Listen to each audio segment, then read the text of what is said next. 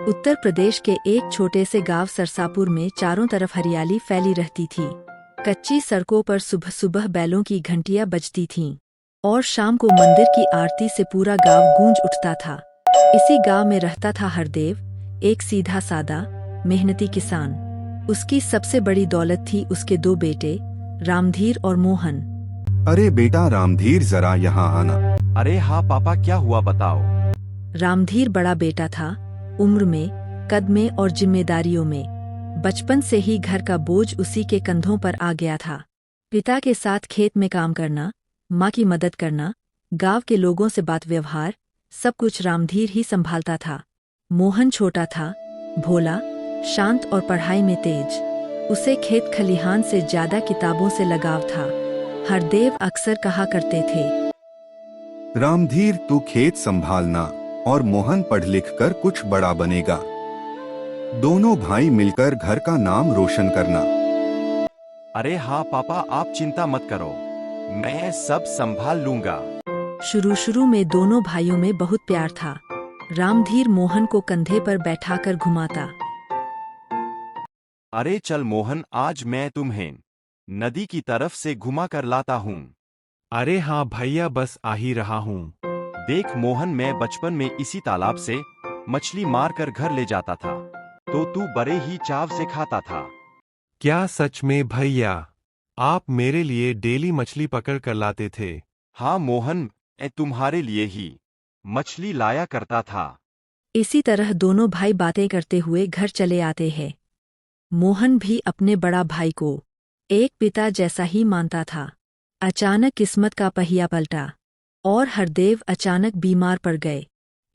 देखो बेटा रामधीर, अब मेरा इस दुनिया में बचाना नामुमकिन है। इसलिए मैं जाने से पहले तुम्हें एक जिम्मेदारी दे रहा हूँ। अपने छोटे भाई मोहन का हमेशा अच्छे से ख्याल रखना। उसे अपने बेटे की तरह पालन और पढ़ाना। हाँ पापा, मैं उसका हमेशा अच्छे से ख्याल रखूंगा। इतना कहकर हरदेव वही दम तोड़ देता है। घर में अब मातम छा गया। माँ धनिया देवी रो रोकर बुरा हाल कर ली। अब पूरे घर की जिम्मेदारी रामधीर पर आ गई। गांव वालों ने सलाह दी, रामधीर, अब तू ही घर का मुखिया है। जमीन जायदाद भी तेरे ही नाम होगी। यहीं से रामधीर के मन में लालच का पहला बीज पड़ा। पहले जो भाई प्यारा था, धीरे धीरे सोच में बदलने लगा। मैं ही तो सब संभाल रहा हूँ। खेत में जोतता हूँ, कर्ज में चुका रहा हूँ, तो जमीन पर हक भी मेरा ही होना चाहिए। मोहन तब मासूम था। उसे अपने बड़े भाई पर पूरा भरोसा था। कुछ महीनों बाद गांव के लेखपाल ने कहा, धनिया देवी ने रामधीर से कहा, बेटा, दोनों भाइयों के नाम बराबर बराबर चाह देना। रामधीर ने सिर झुका लिया, लेकिन मन में कुछ और ही चल रहा था। उसने बोल दिया कि अरे हाँ माँ, मैं हम दोनों का नाम चरवा लूंगा। सारे काम मैं करूँ और जमीन जायदाद वो लेगा। ये होने नहीं दूंगा। वह अकेले ही लेखपाल के पास गया। अरे लेखपाल जी, आप ये पूरा जमीन मेरे नाम कर दो। वैसे भी मोहन अभी बच्चा है, उसे क्या ही पता चलेगा। लेखपाल पहले से ही लालची था। उसने चालाकी से रामधीर को बोला, देखो रामधीर, में जायदाद तो तुम्हारे नाम कर दूंगा, और बदले में मुझे क्या मिलेगा? आप जो मांगोगे मैं वो देने के लिए तैयार हूँ। बताओ आपको क्या चाहिए। ठीक है, तो मुझे तुम 10,000 पैसे ही दे दो, तब मैं तुम्हारे नाम सारा जायदाद कर दूंगा। रामधीर कुछ देर सोचता है। उसके पास और कोई चारा नहीं था, इसलिए वह मान जाता है और 1 लाख लेखपाल को दे देता है और सारा जमीन अपने नाम करा लेता है। मोहन उस दिन स्कूल गया हुआ था। शाम को मोहन ने पूछा, भैया, जमीन के कागज में हम दोनों का नाम चरवा लिए क्या? अरे हाँ चरवा लिया। और तू पढ़ाई में ध्यान दे, इन सब चीजों में नहीं। मोहन को जरा भी शक नहीं हुआ। धीरे धीरे बदलते हुए दिन। अब रामधीर का व्यवहार बदलने लगा था। पहले जो भाई प्यार से बुलाता था, अब डांटने लगा। मोहन को खेत में जबरन काम करवाने लगा। पढ़ाई के पैसे देने में आनाकानी करने लगा। एक दिन मोहन ने हिम्मत करके कहा, भैया, मास्टर जी ने कहा है कि आगे की पढ़ाई शहर में करूँ, तो बहुत पढ़ लिया, अब खेत संभाल, पढ़ाई से पेट नहीं भरता। धनिया देवी बीच में बोली। रामधीर, छोटे को पढ़ने दे, तेरे पिता का सपना था। रामधीर चुप तो हो गया, लेकिन मन में झर भर गया। कुछ समय बाद माँ भी बीमार रहने लगी। दवा दारू के लिए पैसे चाहिए थे। मोहन ने कहा, भैया, जमीन का थोड़ा हिस्सा बेच देते हैं। इससे जो पैसे मिलेंगे उससे हम माँ का इलाज अच्छे हॉस्पिटल में कराएंगे। रामधीर ने मन ही मन सोचा, अगर इसे पता चला कि जमीन उसके नाम है ही नहीं तो झगड़ा खड़ा हो जाएगा। उसने एक और चाल चली।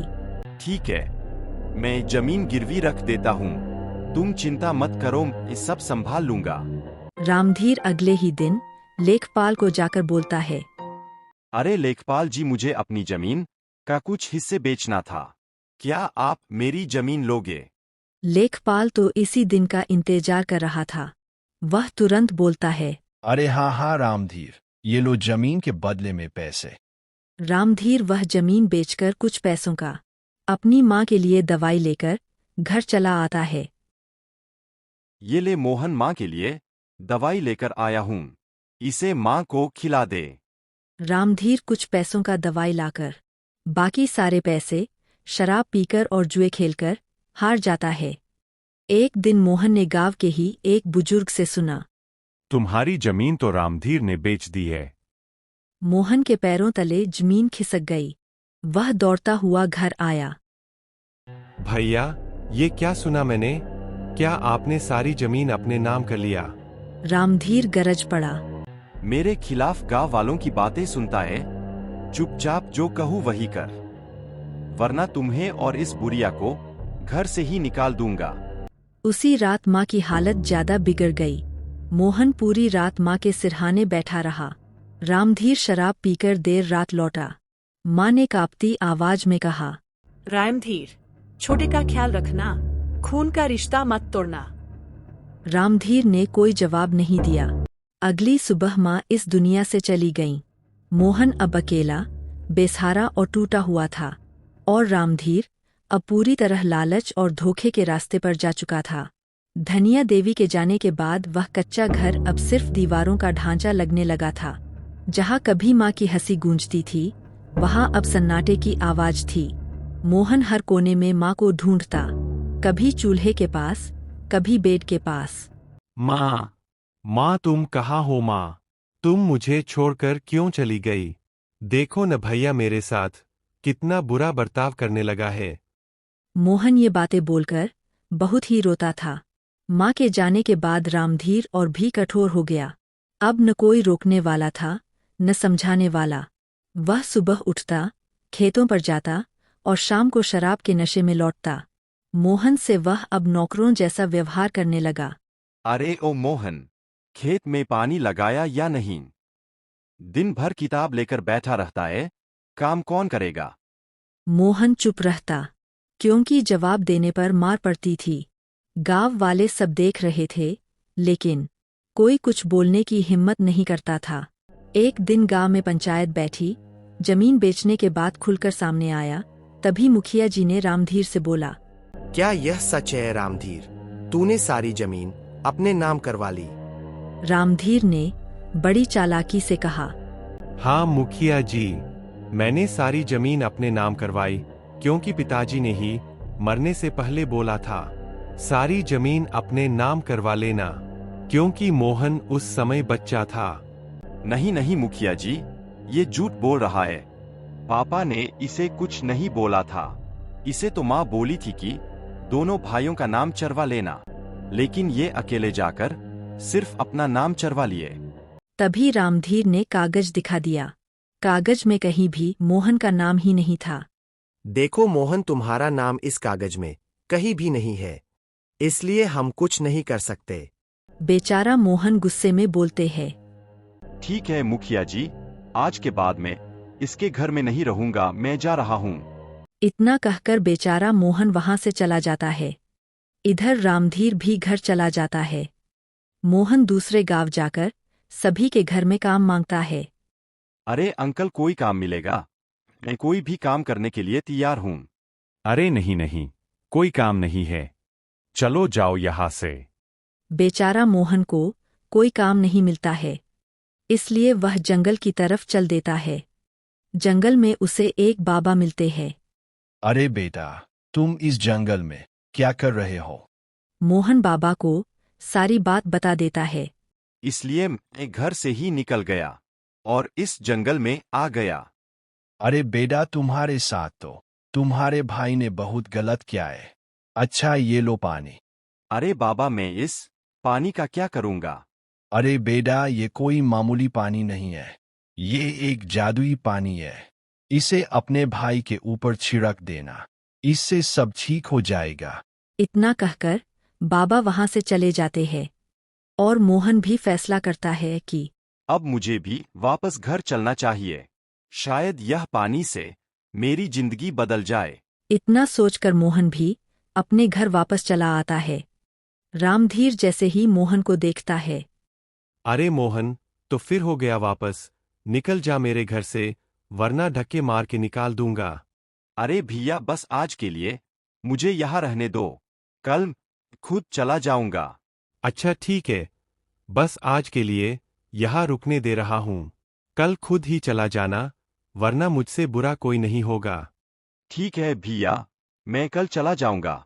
रामधीर जैसे ही सोता है, मोहन चुपके से वह जादुई पानी रामधीर के ऊपर छिड़क देता है और खुद भी सो जाता है। अगली सुबह चमत्कार हो जाता है। अरे मोहन, आज तू स्कूल नहीं गया अभी तक? आज तेरा स्कूल नहीं है क्या? मोहन अपने भाई के मुंह से यह बातें सुनकर हैरान रह जाता है। बस जा ही रहा हूँ भैया। इतना कहकर मोहन अपना बैग उठाकर स्कूल जाने के बजाय जंगल की तरफ चल देता है, बाबा को खोजने के लिए। एक बार बाबा मुझे मिल जाए, फिर मैं बाबा के पैरों में गिर जाऊंगा और बाबा का धन्यवाद करूंगा। पर मोहन को वह बाबा कहीं नहीं मिलते हैं, इसलिए थकाहारा मोहन एक पेड़ के नीचे ही सो जाता है और सपने में देखता है। अरे बेटा मोहन, वह बाबा और कोई नहीं, तुम्हारी माँ ही थी।